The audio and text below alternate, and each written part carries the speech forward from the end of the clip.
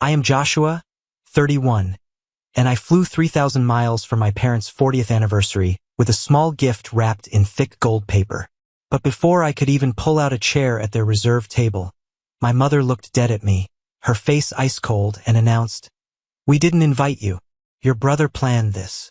Then my father didn't even look me in the eye. He just reached out, casually pushed my gift right off the edge of the table, and muttered, "We don't want any cheap thing from you." The box hit the hardwood floor with a heavy thud. The entire dining room went dead silent. Before I tell you about the shocking truth of what was actually inside that box, and the absolute panic that hit them when they finally realized what they threw away, do me a quick favor. Let me know where you're watching from in the comments below. Grab a warm glass of water, sit down, and listen to me tell the whole story. I didn't yell. I didn't cause a massive scene. I calmly bent down, picked up the golden box, and walked right out the restaurant door. But to understand why that exact moment broke me, and why that specific box was the ultimate test for my family, you have to know how we got to that table in the first place. It didn't start with an anniversary dinner. It started years ago when I first realized I wasn't a son to them. I was just a bank account. The flight from Denver, Colorado to Columbus, Ohio took exactly 3 hours and 12 minutes. I know this because I spent every single minute of it staring at the gold-wrapped box sitting rigidly on my lap. I didn't read. I didn't sleep. I just traced the sharp, folded edges of the wrapping paper with my thumb, feeling the heavy weight of the documents hidden inside. When the plane finally touched down, my stomach tied itself into a familiar, painful knot. I walked through the terminal, bypassed baggage claim since I only brought a carry-on, and went straight to the rental car counter. They handed me the keys to a small, unassuming gray sedan. As I pulled out of the airport lot and merged onto Interstate 70 heading east, the landscape quickly shifted. The towering, jagged peaks of the Rockies that I had grown used to in Denver were replaced by the flat, endless green expanses of Ohio. I drove for an hour and a half, the highway eventually narrowing down into 2-lane country roads. Every mile marker, every grain silo, every weathered billboard felt like a ghost from a past I had tried desperately to outrun. I passed the old gas station on Route 31 that had been claiming it was closing soon, since I was in middle school. I passed the hardware store where my dad used to buy his tools. And then, at exactly 4:15 in the afternoon, I turned onto Maple Drive in the town of Hardin. Population, barely 4,000. There it was, the house. It looked exactly the same. The same faded brown siding that always needed a fresh coat of paint but never got one. The same sagging chain-link fence separating our yard from Mrs. Patterson's property. The same cracked concrete driveway where I used to scrape my knees as a kid. But today the house was dressed up. Bright silver and gold balloons were tightly tied to the rusted mailbox. A massive, professionally printed banner hung all the way across the front porch railing. It read, in bold black letters, "Happy 40th anniversary, Robert and Eleanor." The street was absolutely packed. Cars lined both sides of the road for a solid block. I recognized Uncle Ray's beat-up Ford pickup truck. I saw my cousin Bobby's red Jeep. I counted at least 20 vehicles, meaning there had to be 50 or 60 people crammed inside that modest living room. I parked at the very end of the block, killed the engine, and just sat there in the sudden silence of the car. My hands were gripping the steering wheel so tightly my knuckles were completely white. I forced myself to let go. I rolled down the window just a crack. The crisp October wind carried the distinct sound of loud, layered conversation and a muffled country music song playing through the walls of the house. It was the sound of a family celebration. A family I supposedly belonged to. 60 people inside, laughing, eating, drinking, and not a single one of them was expecting me to walk through that door. I looked down at the gold box on the passenger seat. The corner of the wrapping paper had slightly creased during the turbulence on the flight. I carefully smoothed it out with my index finger. Doubt, cold and heavy, started creeping up my throat. What if I walk in there and nothing changes? What if this entire trip is just me walking straight into another firing squad? I sat in that car for 10 solid minutes, watching the afternoon sunlight filter through the dying autumn leaves. I took one long, deep breath, holding it in my lungs until they burned. Then, I grabbed the box, opened the car door, and stepped out onto the pavement. The walk from my car to the front porch was maybe 30 yards. It felt like walking to my own execution. I climbed the 3 wooden steps to the porch. I could smell Aunt Sarah's famous baked ziti radiating through the screen door. I grabbed the handle. It gave that same high-pitched squeak it always had. I pulled it open and stepped over the threshold into the entryway. The living room was unrecognizable. All the furniture had been shoved out of the way to make room for rented folding tables pushed together in a massive L shape. The tables were covered in pristine white linens. Folding chairs borrowed from the local community center lined every inch of the walls. There were expensive floral centerpieces on the tables. This was clearly my older brother Elijah's doing. He never missed a chance to flash money around to look like a big shot. In the corner, a large flat-screen TV was playing a photo slideshow on a loop. Pictures of Mom and Dad at their wedding, pictures of them on vacations, pictures of them holding Elijah as a baby, Elijah graduating, Elijah holding up a fish. I watched it for a full minute. I wasn't in a single photograph. A few heads turned toward the entryway. Mrs. Patterson, the neighborhood gossip who knew everything about everyone's divorce, custody battles, and bank accounts, was standing near the coat rack. She paused mid-bite of a dinner roll, her eyes going wide. "Joshua?" she said. She didn't whisper it.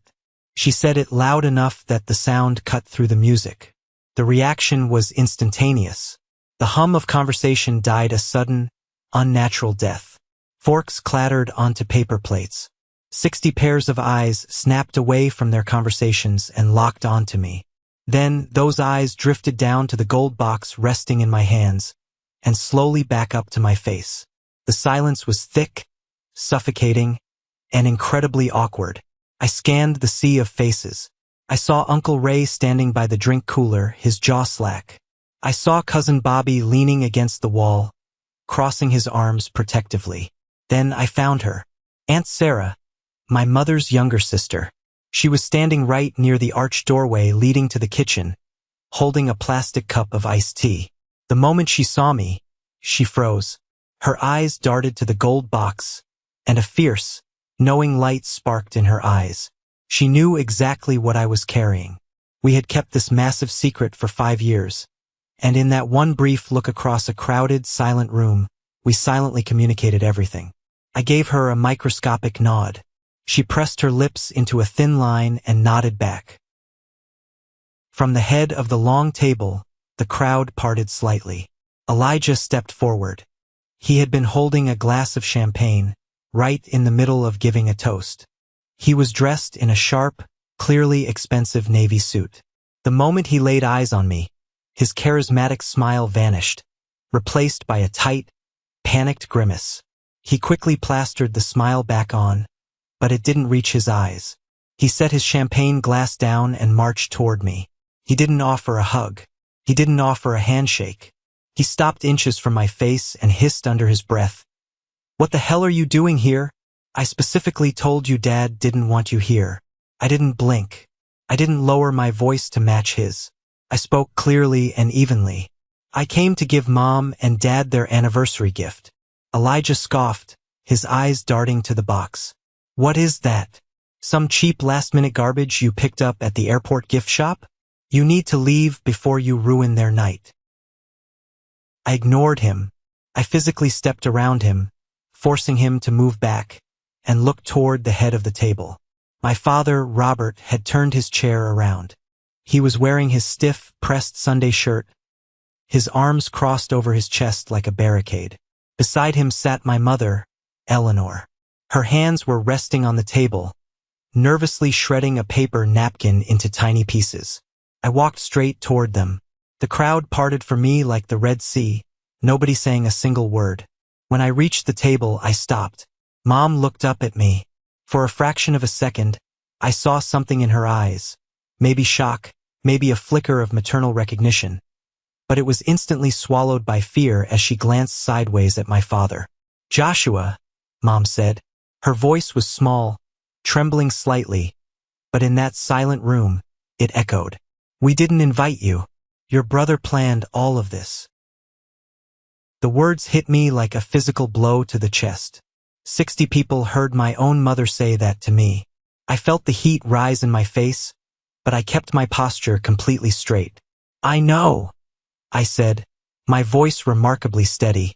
But I came anyway, because it's your 40th anniversary, and I have something for you and Dad. I stepped forward and gently placed the gold box on the white tablecloth, right in the center, between a vase of lilies and their massive anniversary cake. The overhead lights caught the gold foil. Dad stared at the box.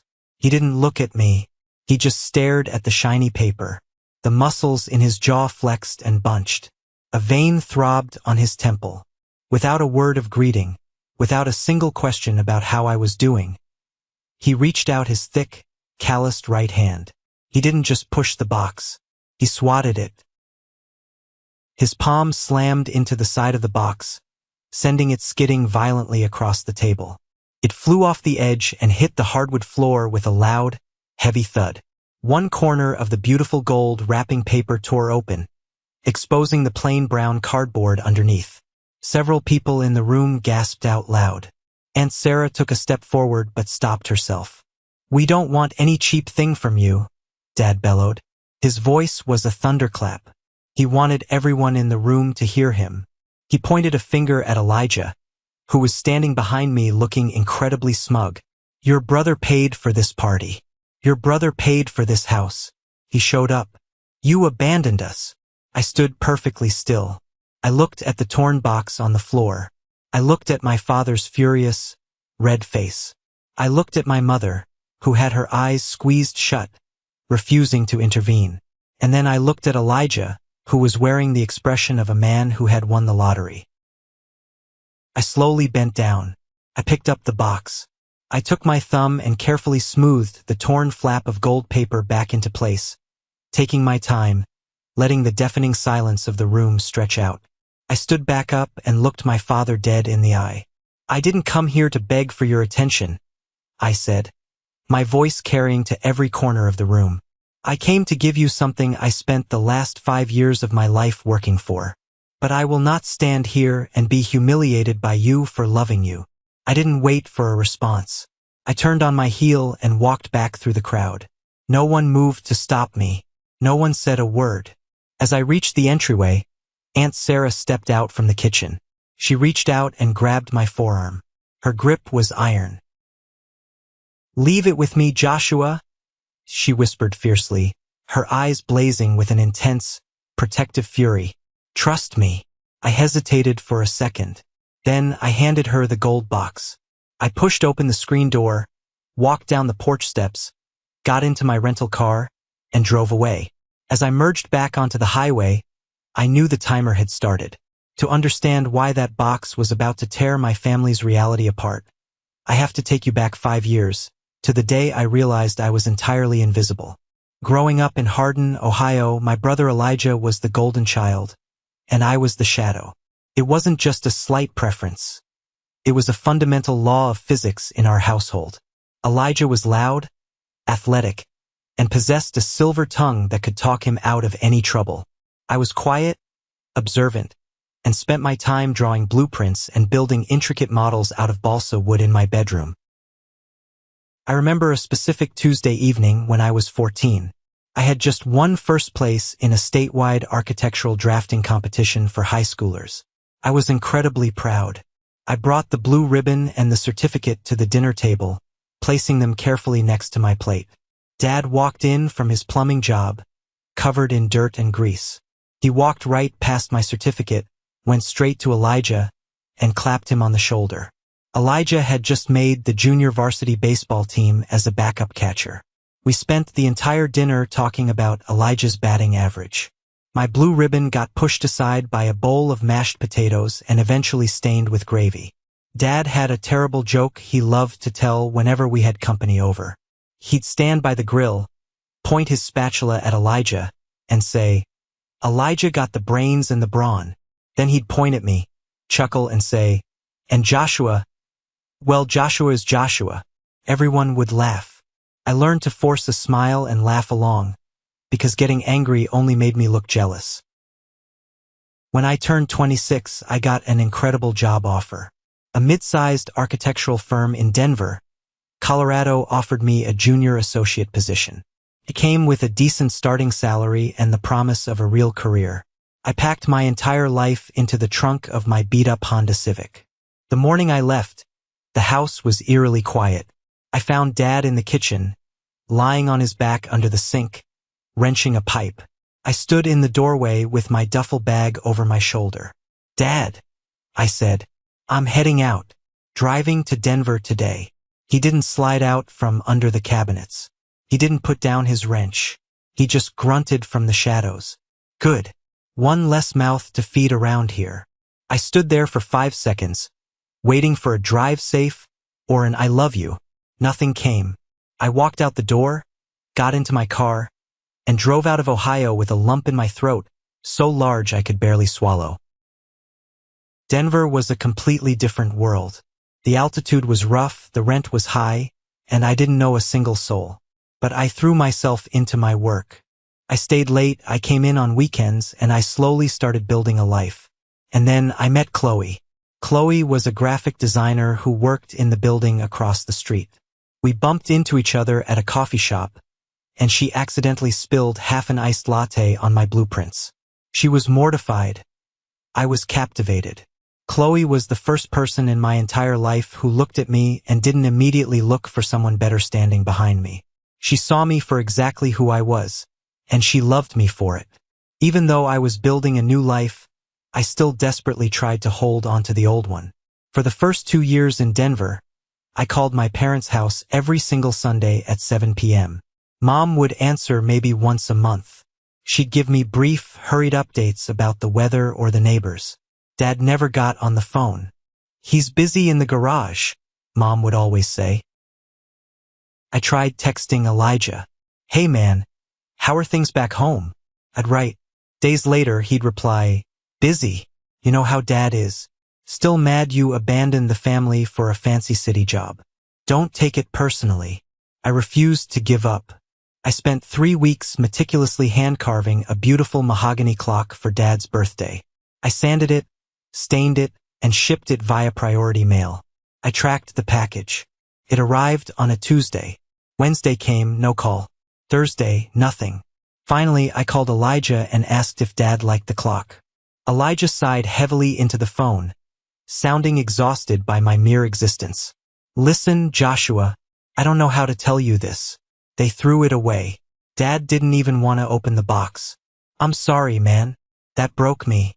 I stopped calling every Sunday. I stopped sending gifts. I focused entirely on Qley and my career, eventually earning a major promotion to senior architect.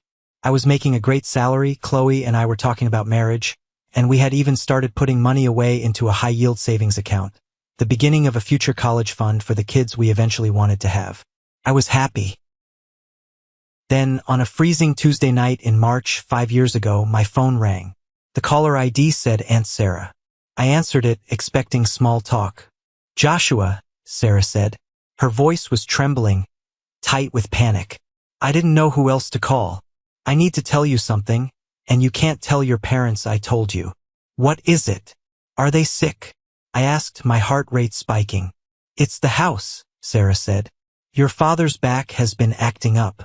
He missed a lot of work over the winter. Joshua, they are 3 months behind on the mortgage. The bank just sent a final notice of foreclosure. If they don't catch up immediately, they are going to lose the house by the end of the summer." The words hit me like a physical weight. The house on Maple Drive was everything to my father. It was his pride. If he lost it, the shame would literally kill him. The thought of my parents packing up their lives in cardboard boxes, facing the pitying stares of Mrs. Patterson and the rest of the town, felt as heavy and devastating as planning a funeral. "Does Elijah know?" I asked, gripping the phone tightly. "He lives 20 minutes away." "Elijah knows," Sarah said bitterly. "He told them a month ago that he would handle it. He promised your dad he had the money. But Joshua, I checked the mail today when your mom was at work. I saw the final notice. Elijah hasn't paid a single dime. and your father is too proud to ever ask him about it. I hung up the phone and sat in the dark living room of my apartment for hours. Qley came out of the bedroom, saw my face, and sat next to me. I explained everything. I told her about Elijah's empty promise, about the impending foreclosure, and about the sheer, terrifying reality that my parents were about to be homeless. The next morning, before the sun even came up, I made a decision. I called First National Bank in Hardin as soon as they opened. I asked to speak to the branch manager, a man named Dave Keller. Mr. Keller, my name is Joshua Mitchell. My parents, Robert and Eleanor Mitchell, hold a mortgage with your branch, I said. Dave was professional but guarded. I can't discuss account specifics without their authorization, Mr. Mitchell. I don't need to discuss specifics, I interrupted. I know they are 3 months behind and facing foreclosure. I want to pay the arrears today in full, and I want to set up an automatic wire transfer from my account in Denver to cover their exact mortgage payment every single month until the house is completely paid off. There was a long silence on the line. I heard Dave typing on his keyboard. Mr. Mitchell, that is a very significant financial commitment. Furthermore, someone else called this branch 2 weeks ago, claiming to be a family member, and said they were going to settle the account. They never followed through. That was my brother, Elijah, I said coldly. Ignore him. He's not going to pay it. But I have one absolute, non-negotiable condition, Dave. This has to be completely anonymous. You cannot tell my parents the money is coming from me. You cannot tell my brother. If anyone asks, you tell them the payments are being made by an anonymous benefactor through a trust. Understood? Dave sighed. I can set it up that way, but you understand you won't get any credit for this, right? I don't want credit, I said. I want them to keep their home. The monthly payment was exactly $2,300. That is a massive amount of money to lose from your budget overnight. When I told Qley what I had done, I braced myself for an argument. I expected her to yell, to tell me I was insane for sacrificing our future for a family that treated me like garbage. Instead, Qley walked over to the kitchen table, pulled out her laptop, and opened our shared budget spreadsheet. She highlighted the row labeled Mexico Anniversary Trip and hit delete. Then she highlighted the row labeled Future College Fund and cut the monthly contribution down to 0. Okay, Qley said, looking up at me with eyes full of fierce determination. We eat at home from now on. We cancel the cable. We make this work. Because this is who you are, Joshua, and it's why I love you. For 2 years, we bled financially. Every single month, $2,300 vanished from my checking account. I drove my car until the tires were completely bald before replacing them. We shopped at discount grocery stores, clipping coupons like our lives depended on it. But every month, I logged into the First National Bank portal and watched the principal balance on my parents' mortgage drop lower and lower. The foreclosure notices stopped. The house was saved. My parents never called to say thank you because they didn't know it was me. I found peace in the silence. Until Thanksgiving 2 years later. Aunt Sarah called me the day after Thanksgiving. I answered the phone, expecting to hear about the turkey or how the cousins were doing. Instead, Sarah's voice was shaking with pure, unadulterated rage. Joshua, you need to sit down, she said. What happened? Is Dad okay? I asked. Physically, he's fine. Morally, this family is bankrupt, Sarah spat. Elijah stood up in the middle of Thanksgiving dinner yesterday. He tapped his glass with a fork to get everyone's attention. And then, he looked right at your father and announced that he had been secretly paying the mortgage for the last 2 years to save the house. My brain short-circuited. He what? He lied, Joshua. He took the credit. He told everyone that his business was doing great and he wanted to give back to the family. Your father literally cried. He stood up, hugged Elijah in front of 40 people, and called him the savior of the family. He said Elijah was the only son who actually cared about his flesh and blood.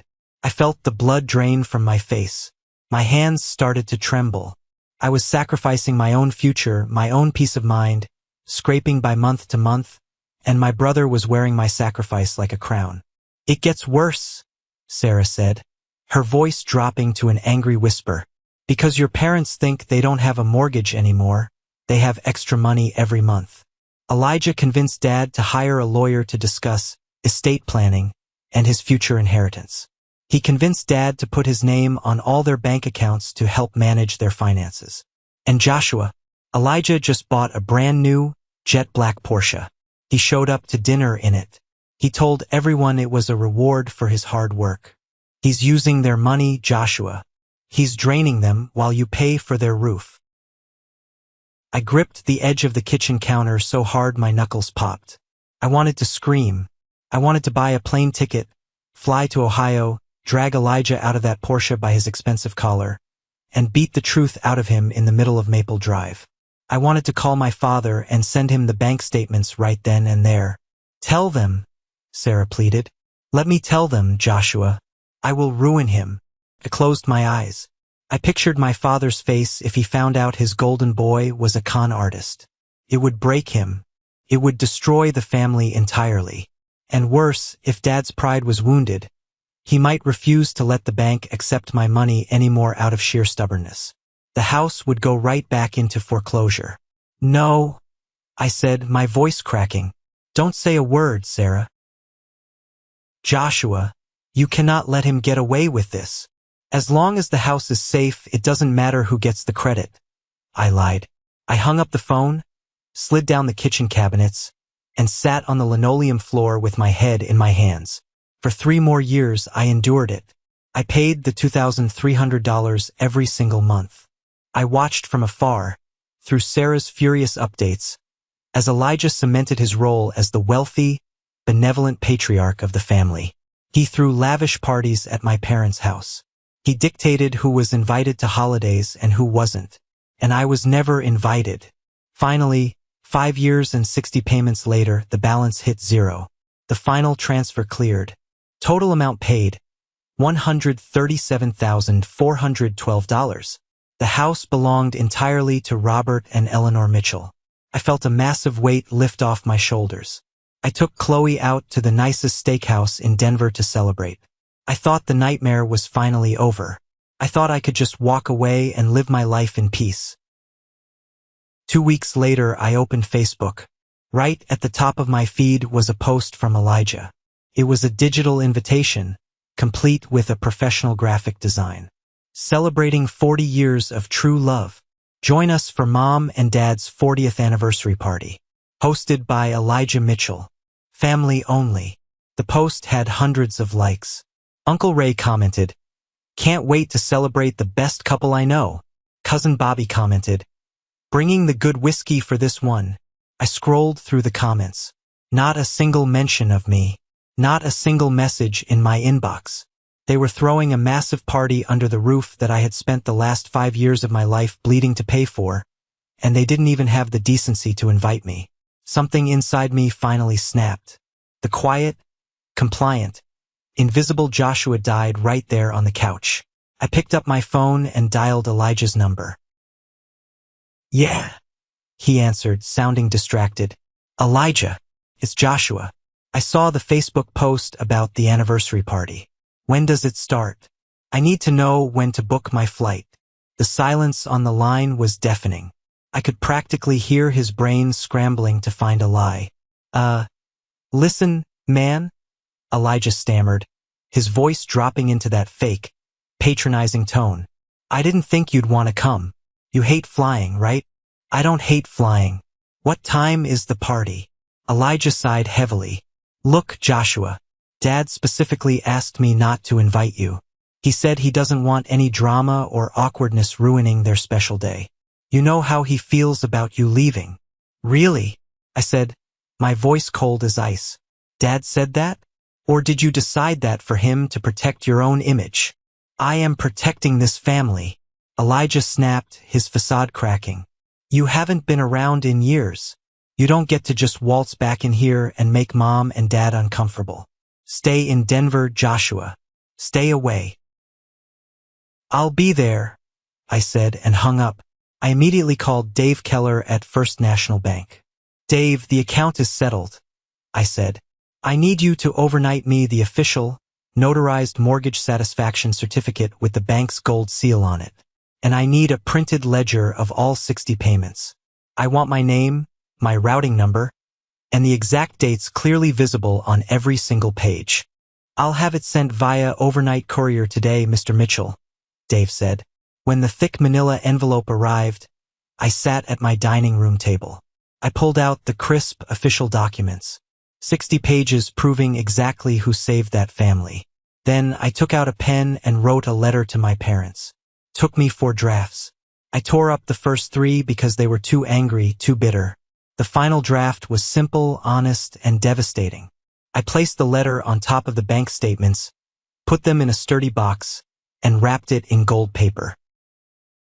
The next morning, Qley drove me to the airport. As I grabbed my bag, she pulled me into a tight hug. You survived 5 years of being the bigger person, she whispered in my ear. Today, you let the truth do the talking. I love you. I boarded the plane with the gold box on my lap, ready to drop a bomb on the fiction my brother had built. I was already 5 miles down the interstate, gripping the steering wheel of my rental car so hard my hands were cramping, when the bomb finally went off back at the house on Maple Drive. I didn't get to see the explosion with my own eyes. I didn't get to watch the shockwave roll through that crowded living room. But Aunt Sarah called me the very next morning. She gave me a play-by-play that was so vivid, so brutally detailed, that I feel like I was standing right there in the corner, watching the whole thing unfold. The moment the heavy wooden front door clicked shut behind me, the suffocating silence in that room shattered. Elijah, always the showman, immediately tried to seize control of the narrative. He clapped his hands together, plastered his trademark charismatic smile onto his face, and let out a loud, forced laugh. Well, that was incredibly awkward, Elijah announced to the crowd, shaking his head like he was the victim of a terrible inconvenience. I apologize for my brother's little dramatic exit. He's always had a chip on his shoulder. But let's not let his tantrum ruin Mom and Dad's special night. Who wants to cut this massive cake? A few people murmured politely. Cousin Bobby shifted his weight from one foot to the other, looking uncomfortable. Nobody made a single move toward the dessert table. Aunt Sarah didn't move either. She stood perfectly still near the entryway, holding my torn gold box in both of her hands. She told me later that she felt like she was holding a live hand grenade, and she was just waiting for the absolute perfect second to pull the pin. She looked at Elijah, who was sweating through his expensive navy suit. Then she looked at my father, who was still red-faced, breathing heavily, staring blankly at the spot on the hardwood floor where he had shoved my gift. Sarah took a deep breath, squared her shoulders, and walked slowly to the center of the massive, L-shaped arrangement of folding tables. Every single eye in the room followed her. Before anyone touches a single slice of that cake, Sarah said.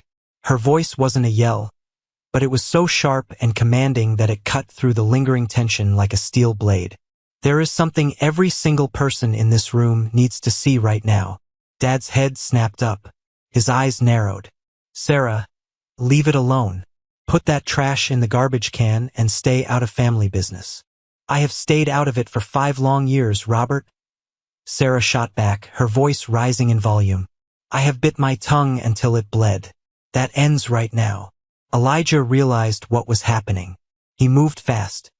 He lunged toward her, reaching his hand out to snatch the box. Aunt Sarah, come on. This isn't the time or the place for this. Give me the box. Let me just throw it away outside. Don't you dare touch me, Elijah, Sarah warned. Her eyes flashed with a maternal fury that made Elijah physically recoil. He froze in his tracks, his hand suspended in midair. Sarah slammed the gold box down on the exact same spot on the white tablecloth where Dad had pushed it off 2 minutes earlier. She didn't bother trying to save the wrapping paper. She dug her fingers in and ripped the rest of the gold foil away, tossing it onto the floor. She exposed the thick, heavy manila envelope bearing the First National Bank logo. She pulled out my handwritten letter and set it aside for a moment. Then, she reached into the envelope and pulled out the crisp, official certificate of mortgage satisfaction. She deliberately reached into her purse, pulled out her reading glasses, and slid them onto her nose. She took her time. She wanted them to sweat. "Let's see what cheap garbage Joshua flew 3,000 miles to bring you," Sarah said loudly, making sure her voice carried to the folks standing by the kitchen. She held the certificate up high so the people in the front row could clearly see the heavy, embossed gold bank seal catching the light. Then, she read the document out loud. "Official Certificate of Mortgage Satisfaction for the property located at 1427 Maple Drive, Hardin, Ohio. Paid in full and closed as of September 14th.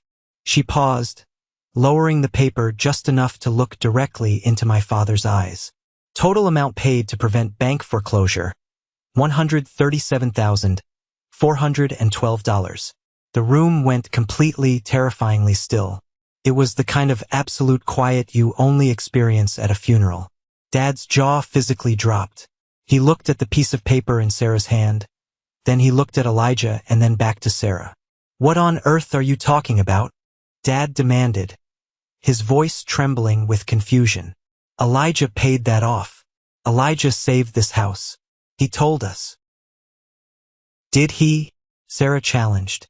She reached back into the manila envelope and pulled out the massive, thick stack of bank statements. 60 separate pages. She slammed the entire stack onto the table with a loud smack. "These are the certified transaction records from the bank. Direct wire transfers coming from a checking account in Denver, Colorado. Exactly $2,300 every single month for 60 consecutive months." She picked up the top 5 pages of the ledger, marched over to my father, and shoved them aggressively against his chest. He fumbled and grabbed them. His large, calloused hands began to shake violently. "Look at the name on the account, Robert," Sarah commanded, pointing a rigid finger at the paper. "Read it." Dad stared at the top sheet. His lips moved soundlessly as he read the bold print. "Joshua Mitchell." He flipped to the second page. "Joshua Mitchell." He flipped to the third. "Joshua Mitchell." Over and over again. Line by line. Month by month. Year by year. The undeniable proof of my existence and my sacrifice was staring him right in the face. Sarah turned away from him and faced the rest of the crowded room. She started peeling off pages of the bank statements and handing them out to anyone who was standing close enough to take one. She handed a page to Uncle Ray. She thrust a page into Cousin Bobby's hands. She even handed a page to Mrs. Patterson, who grabbed it like it was the winning lottery ticket. 5 years, Sarah announced to the room, making sure every single person heard the truth.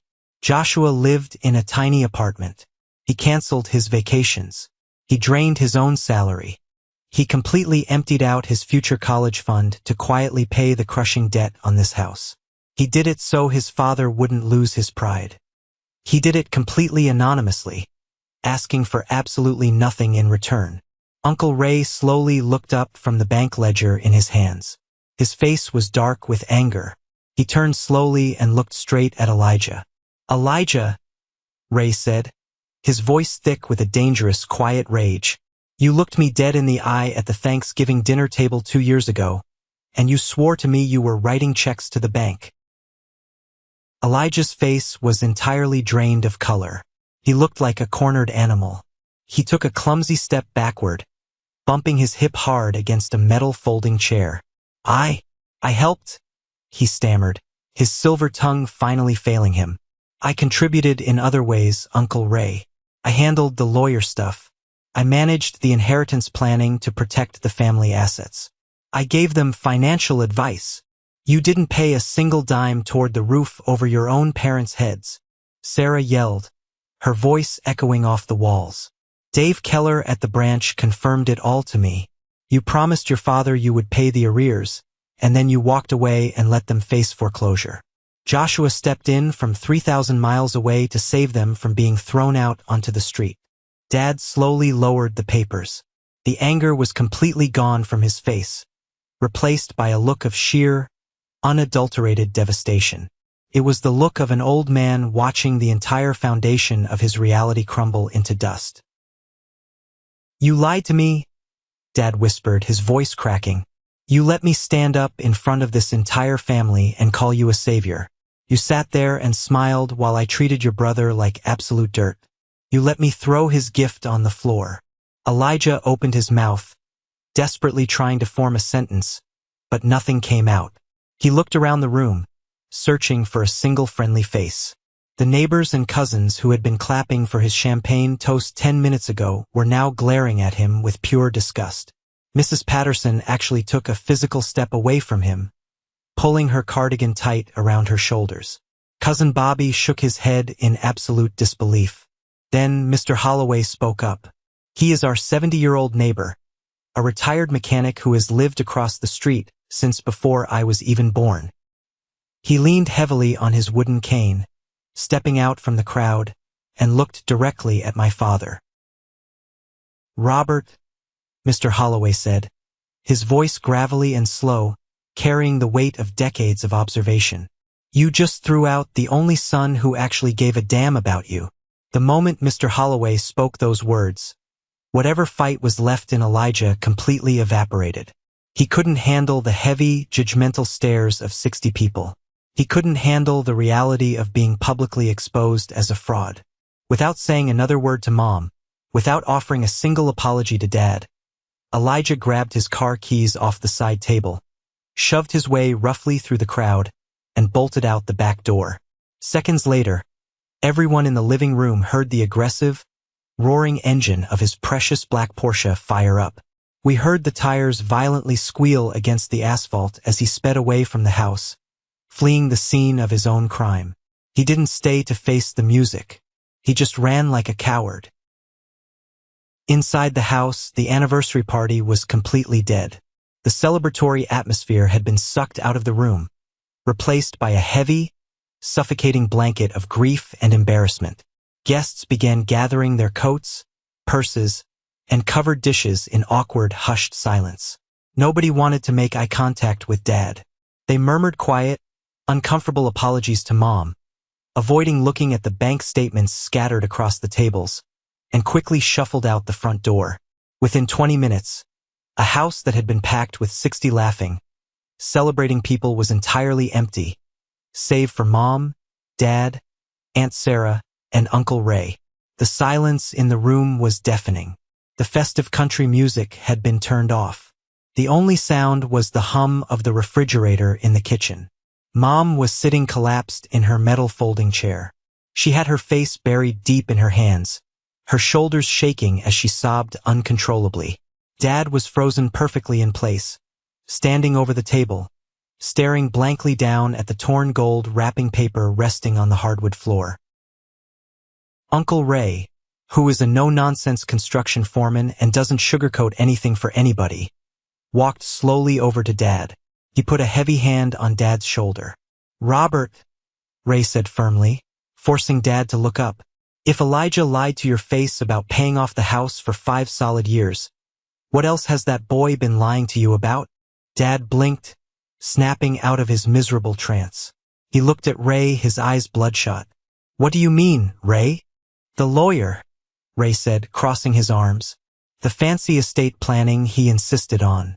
The joint bank accounts. You gave him full, unrestricted access to all your finances because you honestly believed he was saving your neck from the bank. Where is your money actually going, Robert? Dad's face went from pale to a sickly ash gray. Panic flooded his eyes. He stumbled away from the table, practically running over to the old, heavy oak desk in the corner of the living room. He unlocked the bottom drawer with shaking hands and pulled out a thick, overstuffed stack of financial folders that Elijah had generously organized for them. Ray stood right over his shoulder, acting as a witness, as they frantically dug through the piles of paper. Took them less than 10 minutes to find the smoking gun. It was a standard auto loan agreement for a luxury vehicle. Specifically, the brand new jet black Porsche that Elijah had been parading around town for the last 2 years. Elijah didn't buy that car with the profits from his supposedly booming business. He didn't have a successful business at all. He bought that exorbitant car by taking out a massive, high-interest loan and tying it directly to my parents' joint savings account. because my parents believed they didn't have a monthly mortgage payment anymore. They had been faithfully building up a decent retirement savings over the last 5 years. Elijah, acting as their financial manager, had been slowly, methodically bleeding that savings account dry to pay for his luxury car loan, his tailored suits, and his lavish dinners out. He had literally stolen their financial security, their hard-earned safety net, to fund his fake, arrogant lifestyle. Dad let out a sound that was half gasp, half sob. He collapsed backward into his worn armchair. The loan documents slipped out of his trembling hands and scattered like dead leaves across the floor. He put his head between his knees and wept. Aunt Sarah told me later that it was a genuinely terrifying sound. My father was a hard, incredibly proud, stubborn man. Hearing him break down and cry like a wounded animal was something nobody in the family had ever witnessed in his entire 64 years of life. "I pushed him away," Dad kept repeating, his voice choked with heavy sobs, rocking back and forth. "I pushed my own son's gift off the table. I called him a stranger to his face." Mom suddenly stopped crying. She stood up from her folding chair. She wiped her wet face with her hands, smearing her makeup. She walked over to the main table, gently picked up my handwritten letter that Sarah had set aside, and held it tightly against her chest. She looked down at Dad with a fierce, uncompromising expression. "Call him," she demanded. Dad fumbled in his pocket, pulled out his cell phone, and dialed my number. I was sitting alone in the crowded airport terminal in Columbus, staring blankly at the departure board, waiting for my late-night flight back to Denver. My phone buzzed in my pocket. I pulled it out and looked at the screen. The caller ID said, "Dad." I stared at that glowing name for a long time. My thumb hovered over the green accept button. Then, I slowly moved my thumb and hit the red ignore button. He called again. I ignored it again. He called 5 times, 10 times in a row. I let every single one of those calls go straight to voicemail. I was too emotionally exhausted, too thoroughly drained, to listen to whatever frantic excuses or apologies he was trying to stitch together. I boarded my plane, switched my phone to airplane mode, closed the window shade, and flew home in absolute darkness. Back in Ohio, Dad set his phone down on the oak desk. He looked up at Mom, his eyes hollow. "He won't answer the phone." Mom didn't hesitate for a single second. "Then go get the keys to the truck, Robert. We are driving to Denver right now." "Judy, be reasonable, it's a 14-hour drive," Dad protested weakly, sounding totally defeated. "It's the middle of the night. We're exhausted. I don't care if it takes us 14 years to get there," Mom said, her voice harder and more resolute than it had ever been in their entire marriage. "We are going to our son's house, and we are not leaving his front porch until he comes out and looks us in the eye. Go get the keys." At 3 o'clock in the morning, Dad backed his dusty, 10-year-old white pickup truck out of the driveway. Mom climbed into the passenger seat holding a large thermos of black coffee and the gold box, which Sarah had carefully taped back together. They pulled out of the neighborhood, merged onto the dark interstate, and drove west. They didn't stop to rest at a hotel. They only stopped for gas and bathroom breaks. They drove silently across the flat plains of Ohio, through the endless cornfields of Indiana and Illinois, across the bridge into Iowa, over the sprawling stretches of Nebraska, and straight into the rising altitude of Colorado. It was 14 grueling, back-breaking hours of highway lines, burnt coffee, and suffocating, overwhelming guilt. I woke up the next morning in Denver feeling incredibly strange. For the first time in 5 years, my chest didn't feel tight. The massive, ugly secret was finally out in the open. The heavy burden of carrying my family's financial survival in absolute silence was gone. I walked into my kitchen, made a fresh pot of coffee, poured a steaming mug for myself, and walked out onto my front porch. I sat down on the cold wooden steps in my bathrobe, feeling the crisp, sharp mountain air against my face. Qley was still fast asleep inside the house. The neighborhood was perfectly quiet, the sun just barely peeking over the horizon, painting the sky in shades of pale pink and orange. At exactly 7:15 a.m., the quiet of the morning was broken. A large vehicle turned the corner and slowly drove down my residential street. It was a truck, covered in a thick, gray layer of highway grime, with countless bugs splattered across the front grille and windshield. I recognized the Ohio license plates instantly. The truck pulled over and parked haphazardly against my curb, the tires scraping the concrete. The engine ticked loudly as it cooled down in the morning air. The driver's side door creaked open, and my father stepped out. He looked absolutely terrible. He was wearing the exact same flannel shirt he had worn to the anniversary party the night before, now heavily wrinkled and stained with spilled coffee. His eyes were deeply bloodshot, rimmed with dark, heavy purple circles. His hair was a mess. The 14-hour drive had taken a brutal toll on him. He looked like he had aged a full decade overnight. Mom stepped out of the passenger side a moment later. She looked just as exhausted, clutching the taped-up gold box tightly against her chest like it was a shield. They walked slowly up my concrete driveway and stopped right at the bottom of the porch steps. 20 feet of space separated us. I didn't stand up. I didn't run down the stairs to embrace them. I just sat there, holding my warm coffee mug in both hands, and waited for them to speak. Dad took off his faded baseball cap and crushed it nervously in his hands. His jaw worked back and forth. He looked at me, really looked at my face, for what felt like the very first time in years. "Joshua," he said. His voice was completely stripped raw, raspy from exhaustion and crying. "I am so sorry. I didn't say anything. I just looked at him, letting the weight of those 3 words hang in the cold morning air. I was blind," Dad continued, tears welling up in his exhausted, red eyes and spilling over his cheeks. "I let my own stupid, stubborn pride blind me to the truth. I pushed away the only person in the world who was actually holding this family up. I let Elijah play me for an absolute fool, and I took all my anger and resentment out on you. You saved our home. You saved my life. And I insulted you in front of the whole town. I threw your gift on the floor like garbage. I don't expect you to forgive me, Joshua. I really don't. I just needed to drive here, look you in the face, and tell you I was wrong."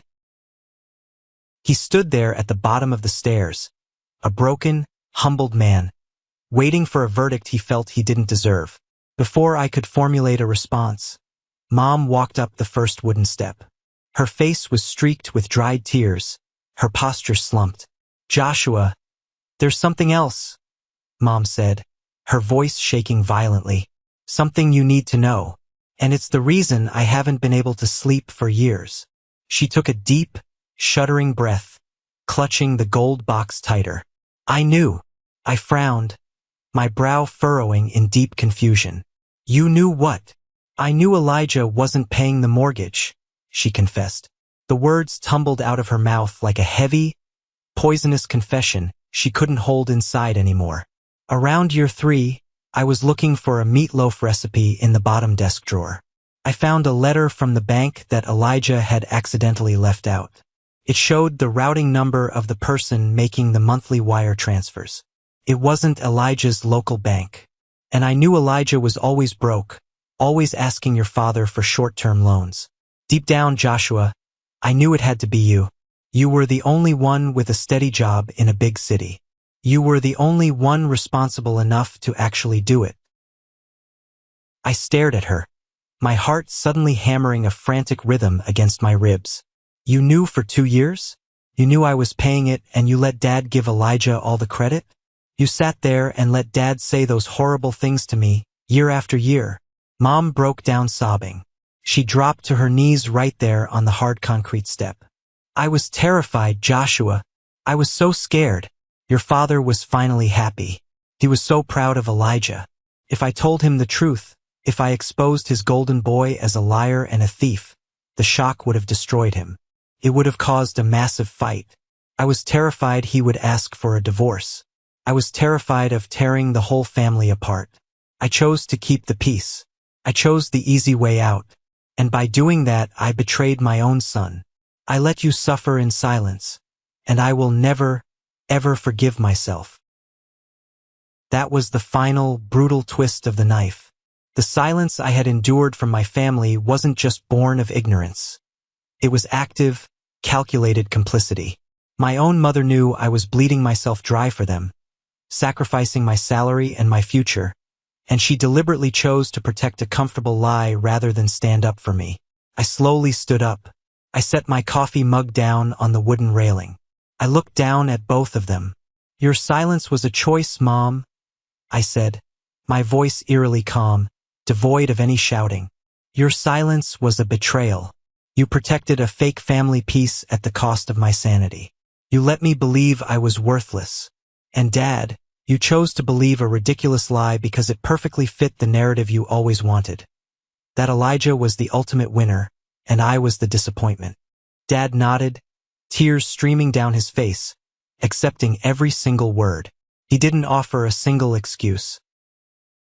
"But," I continued, taking one step down the stairs toward them, "you drove 14 grueling hours through the night to stand on my porch, look me in the eye, and admit all of it.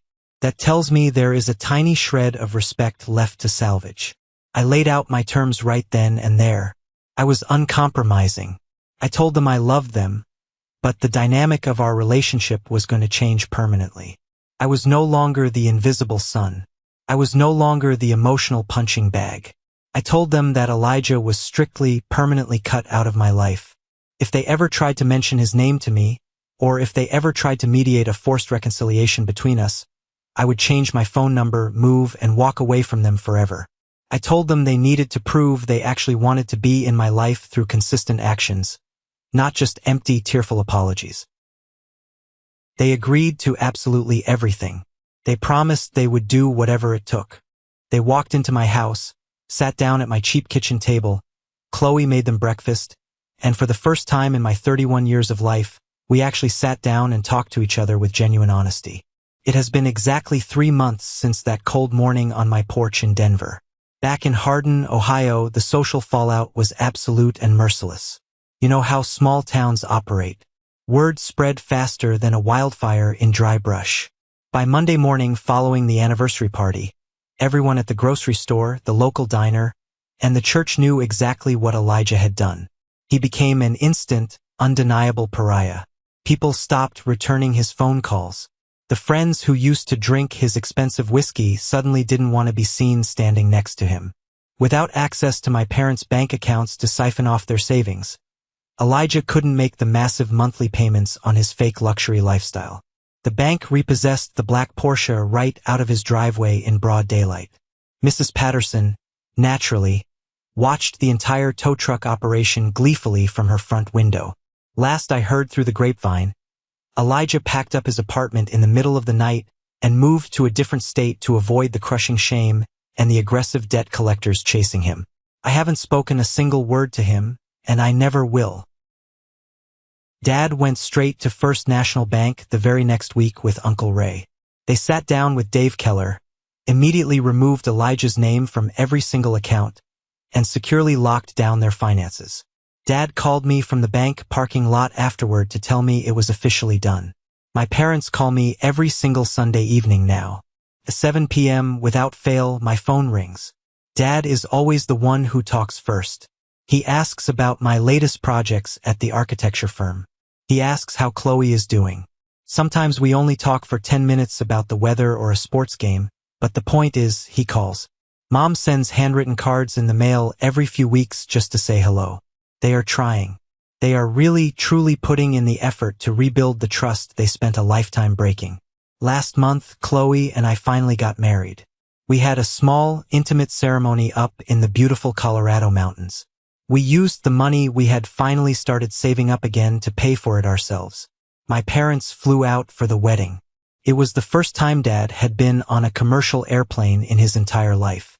When I walked down the aisle, I looked at the front row. Dad was sitting there, wearing a simple, clean suit, holding Mom's hand tightly. He wasn't the loudest guy in the room anymore. He was quiet, humble, and when I looked at him, he smiled and gave me a small, deeply respectful nod. I didn't buy my parents love with that house. I forced them to open their eyes and finally see me, Sometimes you have to stop screaming for attention and let your actions speak loud enough to shatter the comfortable illusions people build around you. Thank you for sticking around and listening to my story. I know it was a long journey, but sharing it here feels like finally letting go of a massive breath I've been holding in my chest for 5 years. I hope this resonated with you in some way. Family dynamics are rarely simple, and sometimes the people who are supposed to protect us are the ones who hurt us the most. Have you ever found yourself in a similar situation? Have you ever had to carry a heavy burden for people who didn't even notice? Or had someone else completely steal the credit for your hard work? I would really love to read your stories down in the comments. Before you go, I have a special request for my true supporters. If you listened to every single word of this story and made it all the way to this exact moment, you are officially part of the 1% Club. I want you to go down to the comments right now and type the letter W. That stands for winner. That is our secret code, our signal so I can recognize the incredible people who stayed with me until the very end. Please don't forget to hit that like button and follow the channel so we can continue to share these journeys together. I have a lot more stories to tell, and I'd love for you to be there for them. Until next time, take care of yourselves, and remember to never let anyone make you feel invisible.